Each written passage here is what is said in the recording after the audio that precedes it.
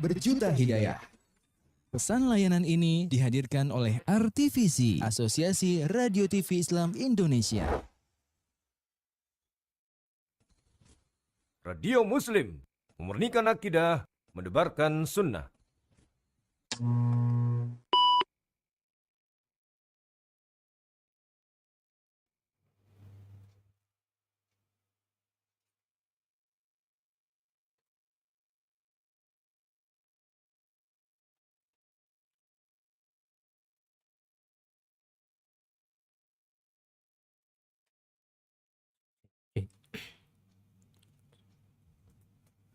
Assalamualaikum warahmatullahi wabarakatuh. Alhamdulillahirrabbilalamin. Pada kesempatan Rabu pagi hari ini kita bisa kembali bersama di program acara Ngopi, Ngobrol Perkara Islam, di kesempatan pada hari Rabu pagi hari ini. Dan insya Allah kita masih membahas tema tentang Al-Arba'un Al-Qalbiyah, 40 hadis terkait dengan hati.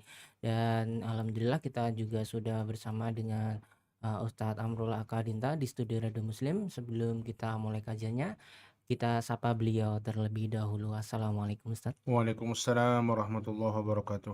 Ini bagaimana kabarnya Ustaz? Alhamdulillah sehat-sehat. Bagaimana kabar antum? Alhamdulillah Ustaz, sehat Ustaz. Alhamdulillah. Semoga demikian. Semoga juga sobat-sobat Radio Muslim demikian. Allah berikan kemudahan, berikan petunjuk dan taufik. Dan bagi yang diuji Allah berikan kesabaran. Dan mudah-mudahan digantikan dengan yang lebih baik. Nah, Amin. Ustaz, Ustaz, untuk kesempatannya pada pagi hari ini. Juga kepada sobat muslim sekalian, kami persilahkan untuk bisa mengirimkan pertanyaan seputar agama di acara Ngobrol Perkara Islam pada pagi hari ini ke nomor 0852 9334 8887. Di sesi yang kedua nanti insya Allah kita akan membacakan pertanyaan yang masuk dari para pemirsa ataupun pendengar sekalian. Dan untuk sesi yang pertama kita akan menyimak materi dari Ustadz Amrullah. Kepada Ustadz Amrullah Akadinta kami persilahkan, monggo Ustadz. ya, bismillah, alhamdulillah, wassalatu wassalamu ala rasulillah wa ala alihi wa sahbihi wa mawalah wa la hawla wa la quwata illa billah amma ba'du. Pemirsa Radio Muslim yang budiman dimanapun ada, rahimani wa rahimakumullah. Alhamdulillah, kita bersyukur pada Allah dengan nikmat yang Allah berikan. Kesempatan hari ini kembali kita bertemu. Mudah-mudahan Allah Subhanahu wa taala menjadikan kita hamba-hambanya yang senantiasa tawakal kepada Allah, menerima takdirnya, ridho dengan Allah sebagai Rabb kita, ridho dengan Islam sebagai agama kita, dan ridho dengan Nabi SAW sebagai Rasul kita. Sebagaimana ini kita baca dalam setiap pagi dan petang, raditu billahi robba wa bil islami dina wa bi Muhammadin sallallahu alaihi wasallam nabiyya wa rasula. Aku ridho Allah sebagai Rabbku, Islam sebagai agamaku, dan Nabi SAW sebagai Rasulku. Hadirin sekalian dimuliakan Allah Subhanahu wa taala, kesempatan kali ini kita akan kembali melanjutkan pembahasan kita dalam pembahasan dari kitab Arba'in Qalbiyah. Dan kita masih pada pembahasan hadis yang ke-36. Kita bacakan an Syakal Ibn Humaid radhiyallahu taala anhu qala ataitu Nabiy sallallahu alaihi wasallam faqultu. Dari Syakal bin Humaid radhiyallahu taala anhu, beliau mengatakan, aku mendatangi Nabi sallallahu alaihi wasallam dan aku berkata, ya Rasulullah, alimni ta'awudan ata'awadu bihi. Ya Rasulullah, tolong ajarkan kepadaku tentang ta'awud, tentang doa meminta perlindungan yang dengannya aku bisa meminta perlindungan. Fa akhadha bikafi, maka beliau memegang pundakku dan mengatakan, qul Allahumma inni a'udzu bika min syarri sam'i wa min syarri basari wa min syarri lisani wa min syarri qalbi wa min syarri maniyyi yakni farjahu. Katakanlah, Allahumma inni a'udzubika, ya Allah aku berlindung kepada Engkau dari kejelekan min syarri sam'i, kejelekan pendengaranku, wa min syarri basari, dan dari kejelekan penglihatanku, wa min syarri lisani, dan dari kejelekan lisanku, wa min syarri qalbi, dan dari kejelekan hatiku, wa min syarri maniyyi yakni farjahu, dan dari kejelekan maniku yaitu kemaluannya. Hadis ini hadis yang diriwayatkan Imam At-Tirmidzi, Imam Abu Daud, dan disahihkan oleh Al-Albani rahimahumullah ta'ala. Hadirin sekalian dimuliakan Allah Subhanahu wa taala, hadis ini hadis di mana kita meminta perlindungan kepada Allah Subhanahu wa taala dari kejelekan amalan-amalan kita. Dan kalau kita mendengar khutbatul hajah yang sering dibacakan oleh para khatib, para ustadz, ya, disebutkan di sana wa na'udzu billahi min syururi anfusina wa min sayyiati a'malina. Dan kita berlindung kepada Allah dari kejelekan jiwa-jiwa kita dan dari jeleknya amalan-amalan kita. Dan doa yang diajarkan Nabi ini juga diantaranya adalah doa tersebut, yaitu meminta perlindungan dari kejelekan penglihatan, kejelekan pendengaran, kejelekan lisan, kejelekan hati, dan kejelekan kemaluan kita. Dan pada pertemuan sebelumnya kita sudah sampai pada pembahasan tentang apa ini? Wa min syarri sam'i, ya. Dari jeleknya pendengaran, yaitu jangan sampai mendengar perkara-perkara yang diharamkan oleh Allah Subhanahu wa taala. Kemudian wa min syarri basari, dan dari jeleknya penglihatan, yaitu jangan sampai kita melihat sesuatu yang jelek, sesuatu yang diharamkan oleh Allah Subhanahu wa taala. Sebagaimana Nabi SAW dalam hadis lain mengatakan zinal ainain an-nadhar. Zinanya kedua mata adalah dengan nadhar. Dalam riwayat lain Nabi mengatakan al-ainu tazni wal qalbu yazni. Fazinal ain an-nadhar wa zinal qalbu at-tamanni.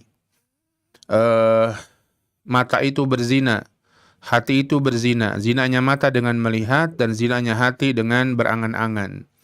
Ini melihat apa? Melihat sesuatu yang diharamkan oleh Allah Subhanahu wa taala. Melihat sesuatu yang tidak halal, melihat sesuatu yang diharamkan oleh Allah dan tidak halal, ya. Melihat sesuatu yang maksiat, melihat wanita yang membuka auratnya dengan sengaja, ya, melihat gambar-gambar atau melihat foto-foto atau video-video yang tidak layak untuk dilihat, tidak layak untuk ditonton, dan seterusnya. Mengintip-ngintip orang, ya, mengintip-ngintip atau kemudian mengintip orang lah, ya, ketika dia mungkin di dalam rumahnya atau ketika dia mungkin di tempat-tempat umum dan lain sebagainya. Maka ini adalah perkara yang kita meminta perlindungan kepada Allah. Artinya juga perkara yang terlarang. Maka Nabi mengatakan sebagai zinanya kedua mata, walaupun tidak berzina dengan zina hakiki, ya, sebagaimana timba masuk lubang sumur seperti itu, tapi zinanya dengan mata. Nah, dan siapa yang menjaga matanya disebutkan di sini, maka Allah akan menjaga mata hatinya, dan cahaya dan hatinya akan dipenuhi dengan cahaya dari Allah Subhanahu wa taala. Disebutkan seorang ulama yang bernama Syah Al-Kirmani, beliau haddal firasah, ya, firasatnya tajam, la yukhti, enggak pernah salah ketika berfirasat.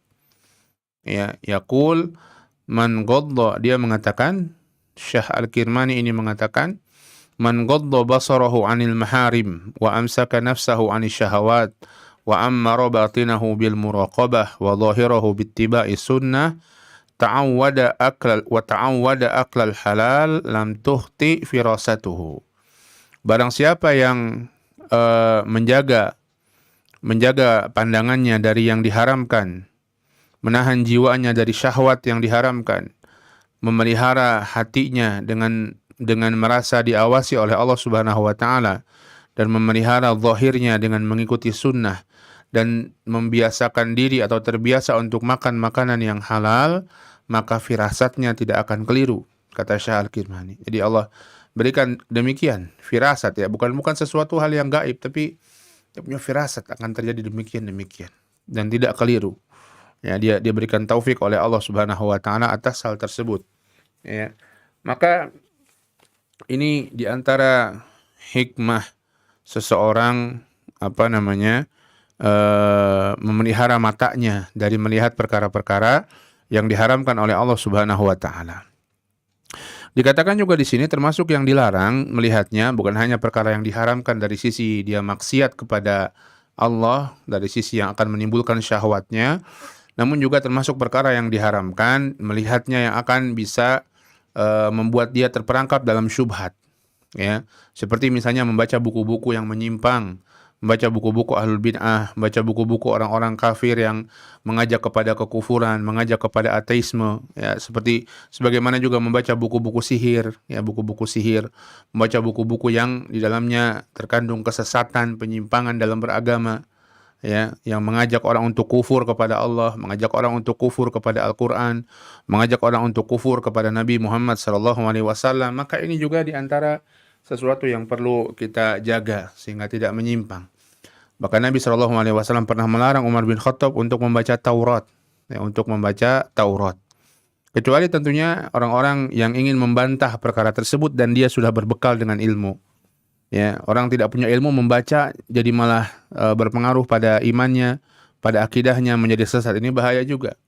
Namun sebagian orang, sebagian ulama, dia punya ilmunya, dia membuka buku-buku yang sesat seperti itu untuk membantah yang ada di dalamnya, menjelaskan kesesatan-kesesatan yang ada di dalamnya, maka ini boleh. Tapi jika tidak, tanpa ilmu membaca seperti itu yang bahkan bisa membuat seseorang membuat seseorang terkena syubhat, maka ini jangan. Sebaiknya dijauhi. Jika kita mendapatkan kemuskilan, maka tanyakan kepada orang-orang yang berilmu. Kemudian di antara doa perlindungan yang diajarkan Nabi SAW juga, wa min syarri lisani, dan dari jeleknya lisanku. Ini juga lisan. Perlu kita menjaga lisan. Dan dalam hadis Nabi SAW yang lain, beliau mengatakan, wahal yakubbun nas ala wujuhim au ala manakhirihim yaumal qiyamah illa hasaidu alsinatihim. Dan tidaklah seseorang itu akan dijungkir balikan, diseret di mukanya di hari kiamat untuk masuk ke dalam api neraka, kecuali karena ucapan atau pengaruh dari ucapan lisannya. Ya, pengaruh dari ucapan lisannya. Maka jaga lisan. Haram kita untuk mengatakan dengan lisan kita sesuatu yang buruk. Imam An-Nawawi mengatakan di sini, ilam annahu yang bagi likulli mukallaf ayahfadha lisanahu. Ketahuilah, semestinya setiap orang mukallaf yang sudah terbebani syariat, sudah tamyiz, sudah akil, baligh, ya, mesti menjaga lisannya dari semua perkataan, kecuali perkataan yang menunjukkan atau yang zahirnya adalah maslahat, yang memberikan maslahat. Dan ketika perkataan itu kurang lebih sama, dia bisa maslahat, bisa mudarat. Maslahatnya dan mudaratnya sama. Kalau mudaratnya besar nggak boleh, sama. Kata Nawawi rahimahullah, fasunnah al-imsaku anhu. Maka yang lebih tepat, yang sesuai dengan sunnah adalah menahan diri dari perkataan tersebut. Hatta kalau sama maslahat dan mudaratnya. Dia bisa mendatangkan maslahat, tapi dia bisa mendatangkan mudarat yang sama. Kenapa? Li'annahu qad yanjarul kalam al-mubah ilal haram. Karena kalam yang mubah, perkataan yang mubah, bisa jadi akan menjerumuskan seseorang pada perkataan yang haram atau makruh. Bal hadza katsirun aw ghalibun fil 'adah. Dan ini banyak atau bahkan sebagian besar kondisinya seperti itu. Orang ngomong mubah, tapi lama-lama dia terpengaruh atau lama-lama dia terseret juga pada bicara yang makruh, bahkan bicara yang haram. Wasalamatu la ya'diluha syai'un, dan selamat dari hal itu tidak ada yang sebanding dengannya. Betul-betul harus selamat seseorang dari itu. Disebutkan juga oleh Al-Mawardi, beliau mengatakan, "I'lam anna lil kalam syurutan la yaslamul mutakallimu minaz zalali illa biha."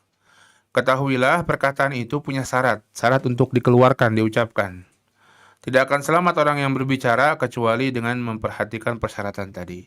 Wala ya'ru minan naqs ila ba'da an yastawfiyaha wa hiya arba'ah. Dan tidak akan selamat dari kekurangan kecuali orang itu memenuhi syarat-syarat tadi. Ada 4 kata beliau. Pertama, ayakunal kalam nida'in yad'u ilaihi imma fi ijtilabi naf'in au daf'i dharar. Yang pertama, perkataan itu ada manfaatnya, ada motivasinya, ada yang memotivasinya dan itu manfaat, atau menghilangkan mudarat, memberikan manfaat atau menghilangkan mudarat perkataan tadi. Yang kedua, ayat bihi maudhi'ihi wa yatawakha bihi isabata fursatihi. Yang kedua, seseorang itu ngomong sesuai dengan di tempat yang sesuai, di kondisi yang sesuai, dengan cara yang pas. Yang ketiga, ayaktasiru minhu ala qadri hajatihi. Seseorang itu ngomongnya yang pas, dengan cara yang pas, di tempat yang pas, di waktu yang pas, perkataan yang pas. Yang ketiga, cukupkan sesuai dengan hajatnya, jangan lebih daripada itu. Kebaikan juga kalau kebanyakan itu bisa jadi justru sebaliknya, bisa menimbulkan keburukan-keburukan. Yang pas sesuai dengan hajatnya. Yang keempat, ayatakhayyara lafdhal ladzi yatakallamu bih. Dia pilih lafadznya, dia pilih perkataan yang dia mau bicara. Jangan asal ngomong, walaupun itu kebaikan, walaupun itu menghilangkan keburukan, ya. Jangan dengan perkataan yang asal-asalan. Kata beliau, "Fahadhi arba'atu syurutin mata akhallal mutaqallim bi syarti minha faqad auhana fadilata baqiha." Ini 4 syarat. Siapa yang satu syarat tidak terpenuhi, maka yang lain bisa jadi akan gugur, bisa jadi tidak akan bermanfaat perkataannya kalau satu syarat tidak dipenuhi. Ya, ucapannya ada manfaatnya, menghilangkan mudaratnya, tapi ucapannya tidak pas. Atau ngomongnya kepanjangan. Dia tidak dia tidak memilih, tidak menyaring, tidak memfilter perkataannya. Asal aja ngomongnya, walaupun baik, betul baik. Bisa jadi orang malah tidak jadi menangkap misi atau maksud baik dia. Ya. Atau ucapannya cukup, tapi ngomongnya nggak baik. Malah mendatangkan mudarat dan menghilangkan manfaat. Maka tidak jadi juga. Jadi 4 ini harus dipenuhi. Dan di antaranya perkataan-perkataan tersebut yang kita minta perlindungan, ghibah, namimah, berkata dusta, menghina orang, ya, perkataan-perkataan kotor, atau bicara dalam kebatilan, ya, bicara dalam kebatilan. Demikian pula perkataan-perkataan yang, atau diem, perkataan yang tidak dikatakan diem, tapi diem dalam kemungkaran, ya. Kemudian justru mengucapkan kebatilan, kemudian menentang syariat agama Allah Subhanahu wa taala, perkataan-perkataan yang bid'ah, bahkan perkataan-perkataan kekufuran. Maka ini semua di antara kejelekan lisan yang kita mesti minta perlindungan darinya. Wallahu taala a'lam bishawab. Ini dulu yang bisa kita bahas pada kesempatan kali ini. Kita masih punya 2 poin. Di sini doa yang Nabi SAW meminta perlindungan kepada Allah, yaitu wa min syarri qalbi wa min syarri maniyyi ay farjahu. Dan dari kejelekan hatiku dan dari kejelekan maniku, yakni farji, yakni kemaluan. Ya, insyaallah akan kita bahas pada pertemuan yang akan datang biidznillah. Wassallallahu ala nabiyina Muhammadin wa ala alihi wasallam walhamdulillahirabbil alamin. Nah, Ustadz, terima kasih untuk sesi yang pertama, yakni sesi materinya. Silahkan bagi pemirsa maupun pendengar Radio Muslim maupun sobat Muslim yang menyaksikan atau mendengarkan via YouTube maupun Facebook, bisa mengirimkan pertanyaan ke nomor 085293348887. Bisa lewat SMS maupun chat WhatsApp ya. Dan masih kami tunggu. Dan sebelum kita memasuki materi yang kedua, kita akan mendengarkan pembacaan murotal Al-Quran terlebih dahulu.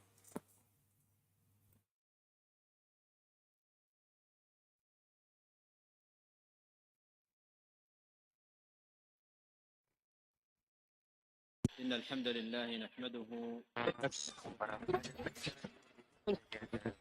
Masya Allah, hanya radio yang kasih kita suara dengan informasi terupdate. Kini, radio bisa diakses untuk berjuta faidah. Hiburan Al-Quran,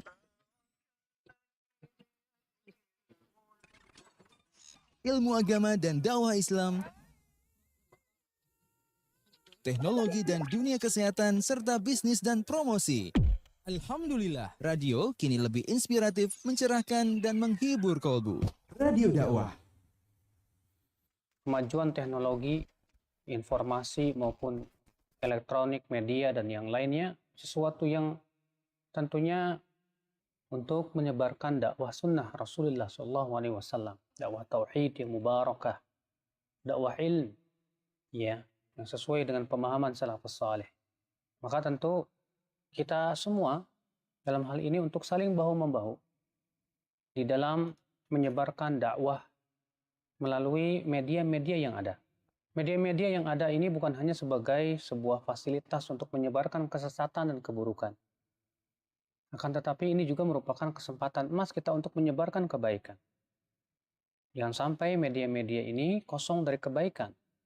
Dalam rangka membesarkan dakwah ini bukan untuk membesarkan nama medianya, nama radionya, nama televisinya, bukan. Tapi yang kita ingin besarkan adalah dakwah sesuai dengan pemahaman sahabat Rasulullah SAW. Di antara manusia, kata Rasulullah, ada yang menjadi miftah, kunci pembuka kebaikan, dan kunci penutup keburukan. Maka kita ingin menjadi kunci-kunci yang membuka manusia kepada kebaikan. Dakwah sunnah mengajak manusia kepada jalan Rasulullah dan para sahabatnya. Radio dakwah, satu suara berjuta hidayah. Pesan layanan ini dihadirkan oleh RTVC, Asosiasi Radio TV Islam Indonesia. Bismillahirrahmanirrahim.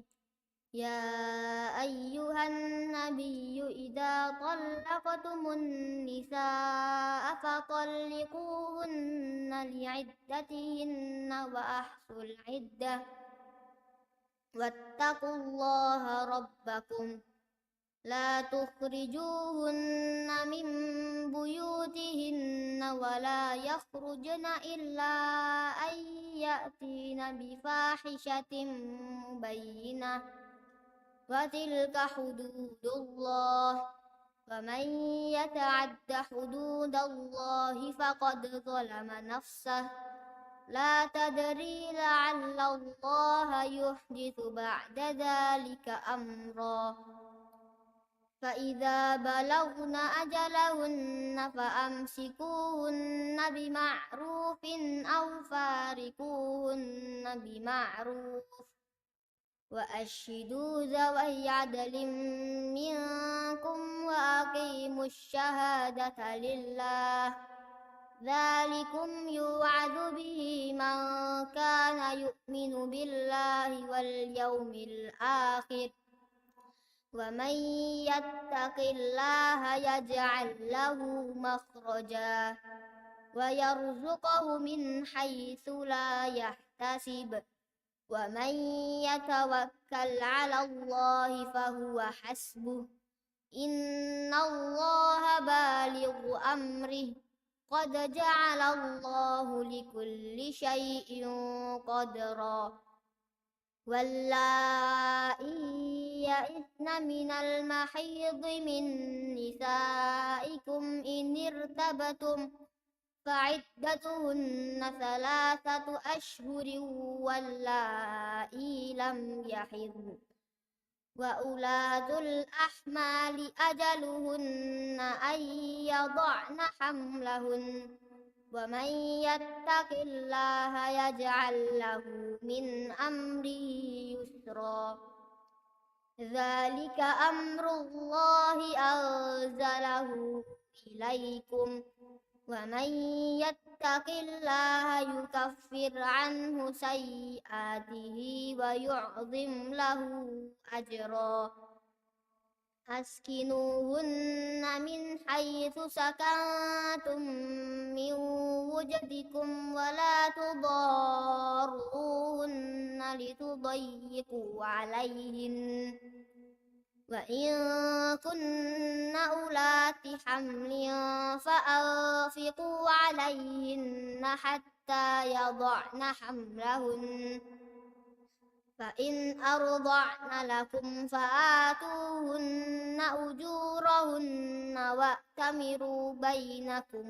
بمعروف وإن تعاثرتم فسترضع له أخرى لينفق ذو سعة من سعته ومن قدر عليه رزقه فلينفق مما آتاه الله لا يكلف الله نفسا إلا ما آتاها سيجعل الله بعد عسر يسرا وكأي من قرية عتت عن أمر ربها ورسله فحاسبناها حسابا شديدا وعذبناها عذابا نكرا فذاقت وبال أمرها وكان عاقبة أمرها خسرا أعد الله لهم عذابا شديدا فاتقوا الله يا أولي الألباب الذين آمنوا قد أنزل الله إليكم ذكرا رسولا يتلو عليكم آيات الله مبينات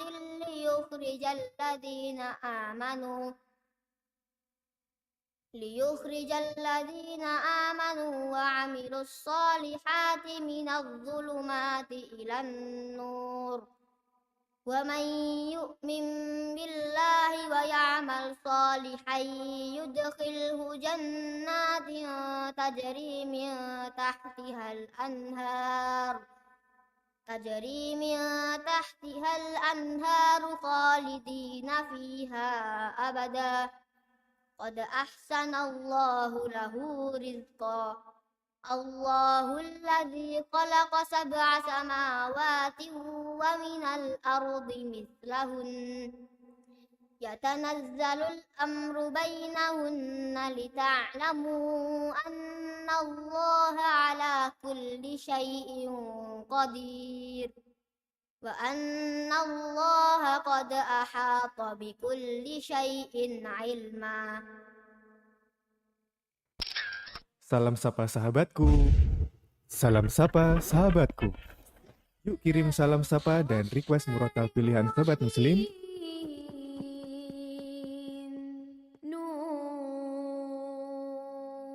di acara Salam Sapa Sahabatku. Gimana caranya? Cukup dengan kirim WhatsApp atau SMS ke nomor 0823 2727 5333. Radio Muslim Jogja 1467 AM.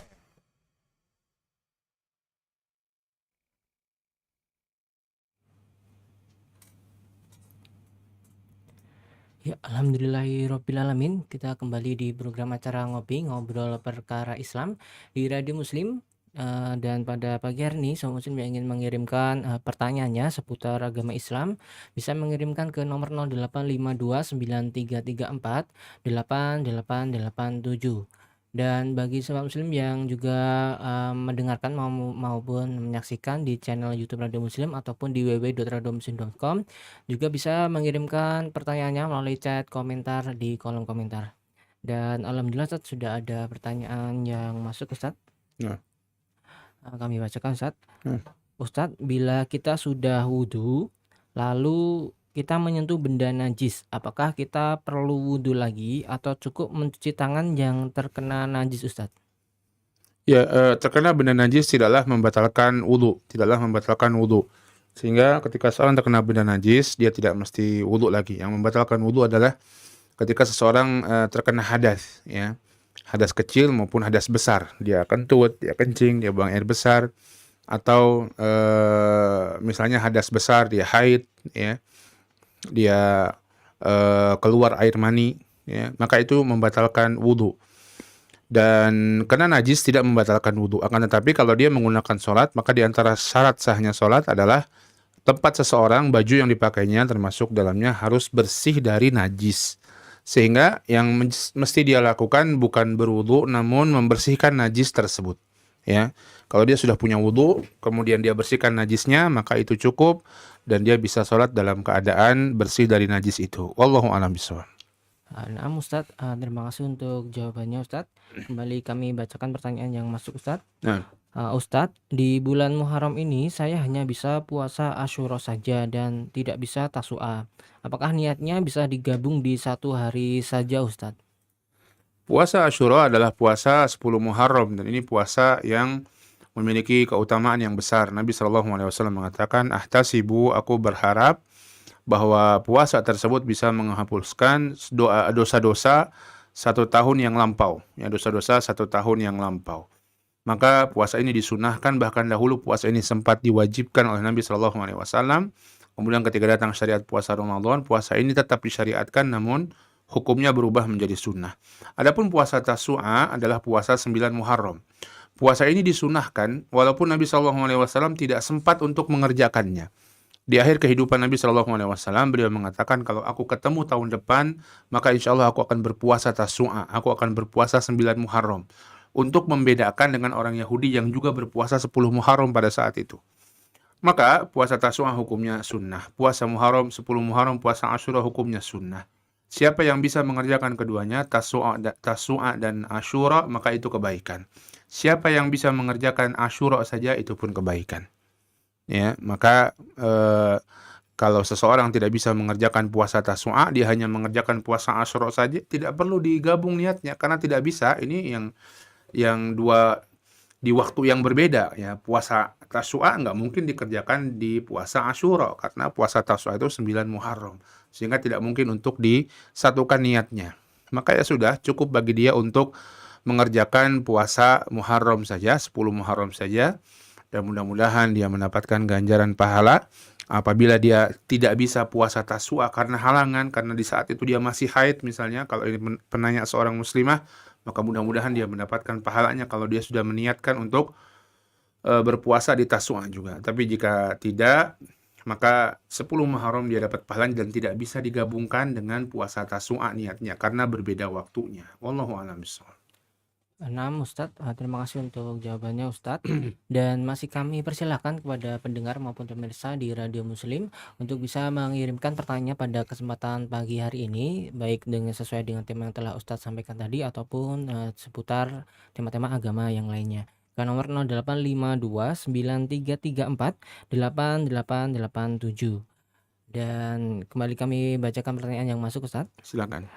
Ustadz, apakah tidak mengapa mengikuti acara budaya di bulan Suro ini karena mendapat undangan dari Pak RT, Ustadz?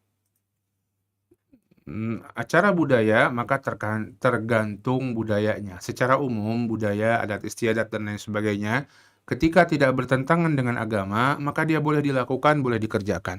Seseorang memakai baju, budaya kita mungkin bajunya pakai baju batik, atau ada aturan tertentu di kantor, pakai baju seragam hari Senin ini, hari Selasa itu, hari Rabu ini.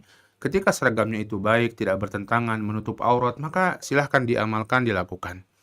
Namun ketika budaya tersebut bertentangan dengan Islam, seperti budaya tersebut ternyata terkandung di dalamnya kemaksiatan dalam budaya itu, ternyata terkandung dalamnya kebid'ahan dalam budaya itu, ternyata terkandung di dalamnya kesyirikan dalam budaya itu, maka kita tidak boleh melakukan kegiatan-kegiatan tersebut. Kata Nabi SAW, la ta'ata fi makhluk li maksiatil khaliq. Tidak ada ketaatan pada makhluk dalam bermaksiat kepada khaliq. Wallahu a'lam bishawab. Maka dilihat bagaimana atau apa kegiatan-kegiatan budaya tersebut. Jika di sana ada pertentangan dengan Islam, maka tidak boleh melakukannya. Wallahu a'lam bishawab. Nah, Ustadz, terima kasih untuk jawabannya, Ustadz. Kemudian ada pertanyaan kembali yang masuk, Ustadz. Ustadz, apakah tidak mengapa kita menitipkan doa kepada orang yang pergi umroh, Ustadz? Tidak mengapa kita menitipkan doa kepada orang yang pergi umroh, karena di antara orang-orang yang diijabah doanya adalah orang-orang yang berangkat umroh. Nabi SAW pernah bersabda dalam sebuah hadis yang sahih. Beliau mengatakan, al-ghazi fi sabilillah wal hajj wal mu'tamir wafdullahi da'ahum fa'ajabuhu sa'aluhu fa'antahum. Hadis riwayat Ibnu Majah disahihkan oleh Al-Albani. Nabi mengatakan orang yang berperang di jalan Allah, orang yang haji, orang yang umroh, mereka adalah tamu-tamu Allah. Allah menyeru mereka, maka mereka pun menjawab seruan Allah. Mereka pun minta pada Allah dan Allah pun memberikan permintaan mereka. Maka disebutkan dalam hadis ini bahwa orang-orang yang melaksanakan haji atau umroh, maka di antara fadilahnya bahwa doa mereka terkabul. Ya, doa mereka akan mudah diijabah oleh Allah Subhanahu wa taala. Maka ketika itu kita meminta tolong didoakan kebaikan-kebaikan kita dalam urusan dunia maupun akhirat. Namun perlu diingat bahwa doa dalam urusan akhirat itu lebih utama.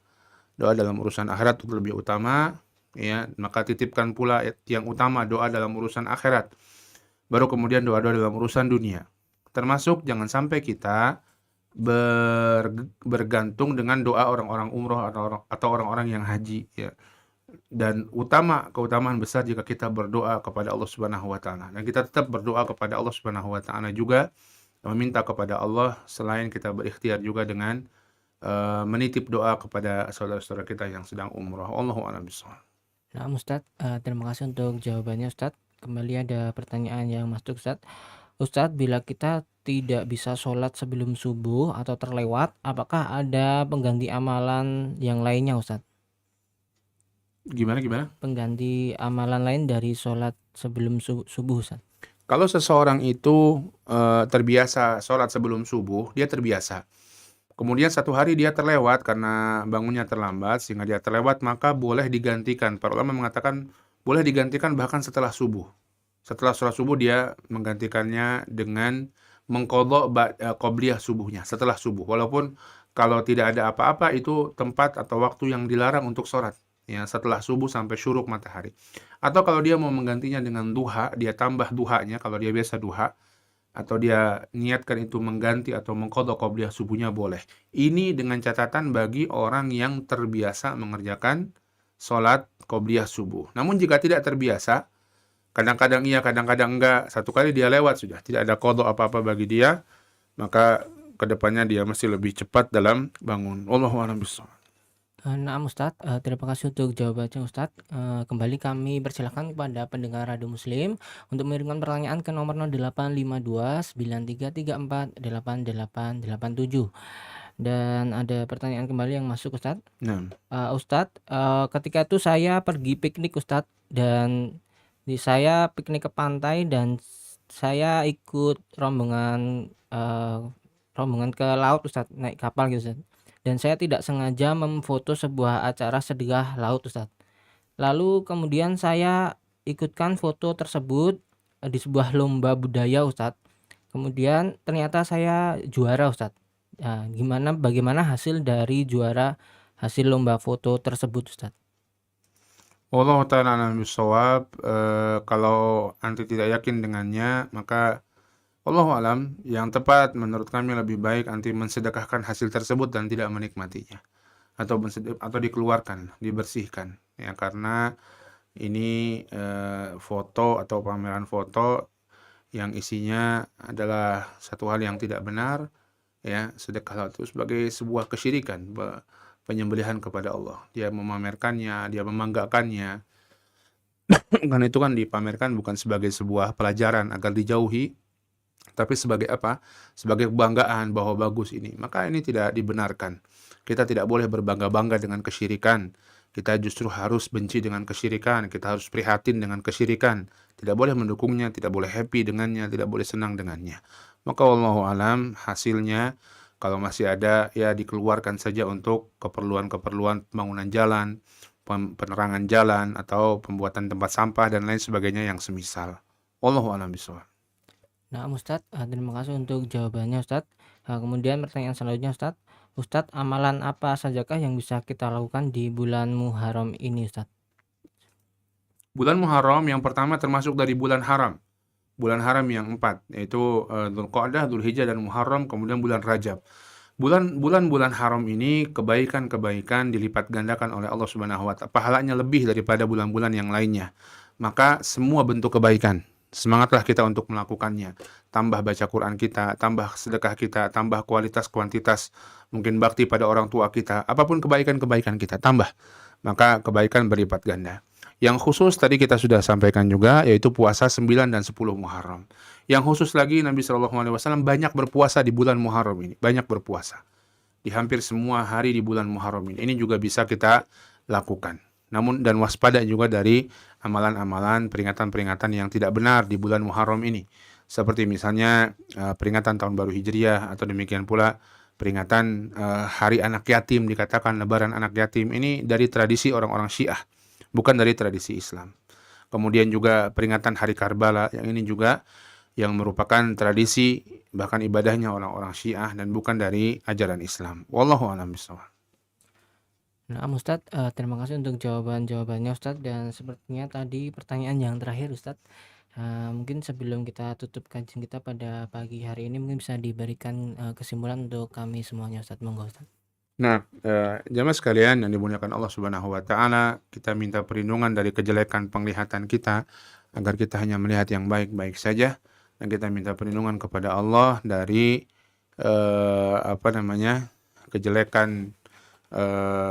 kejelekan pendengaran kita, ya, kejelekan penglihatan kita, kejelekan lisan kita, sehingga kita hanya berkata yang baik-baik saja. Dan jaga lisan ini wabil khusus.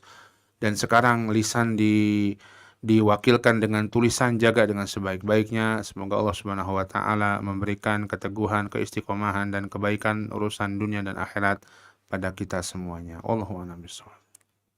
Nah, Ustadz, terima kasih untuk materi dan jawabannya Ustadz, dan terima kasih juga untuk waktunya Ustadz sudah hadir di studio Radio Muslim. Semoga Allah senantiasa memberkahi Ustadz dan keluarga Ustadz. Amin. Amin. Dan terima kasih kepada pemirsa maupun pendengar Radio Muslim yang sudah menyimak acara program ngobrol perkara Islam pada kesempatan Rabu pagi hari ini. Semoga apa yang telah kita dapatkan dari Ustadz ataupun materi yang telah kita terima bisa bermanfaat untuk kehidupan kita sehari-hari. Dan kami yang bertugas di studio Radio Muslim, mohon maaf bila banyak kekurangannya. Semoga kita bisa berjumpa kembali di Rabu pekan depan. Dan terus simak program-program acara di radiomuslim.com. Dan kami undur diri. Terima kasih.